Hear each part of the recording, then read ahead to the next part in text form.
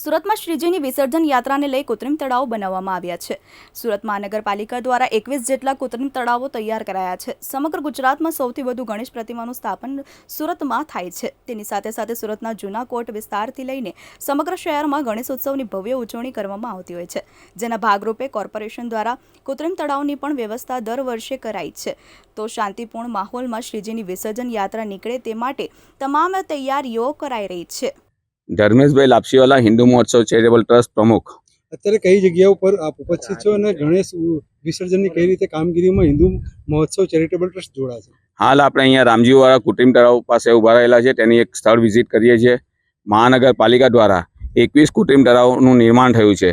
આ 21 કૃત્રિમ તળાવોમાં પીઓપીની મૂર્તિઓ તેમજ નાની 5 ફૂટની નાની મૂર્તિઓનું વિસર્જન કરવામાં આવશે। આ ઉપરાંત હિન્દુ ચેરિટેબલ ટ્રસ્ટ મહોત્સવ ચેરિટેબલ ટ્રસ્ટના કાર્યકર્તાઓ શું સેવા કરશે? હિન્દુ મહોત્સવ ચેરિટેબલ ટ્રસ્ટના કાર્યકર્તાઓ છેલ્લા 11 દિવસથી સતત કાર્યરત રહ્યા છે। જ્યાં જ્યાં ગણેશ સ્થાપન થયું છે ત્યાં જઈને આયોજકોને થોડા સમજાવવાનો પ્રયત્ન કરે છે કે આપણા વિસ્તારના નજીકના વિસ્તારોમાં કૃત્રિમ તળાવમાં વિસર્જન કરો ને જરા મોટી મૂર્તિ લાવીએ જે 5 ફૂટ કે 10 ફૂટની અંદરની મૂર્તિઓ છે જેઓને વહેલી સવારે વિસર્જન યાત્રા કાઢી નાખવા માટે એક અપીલ કરેલ છે। ટ્રાફિક નિયમનમાં કઈ રીતે સહકાર આપશે?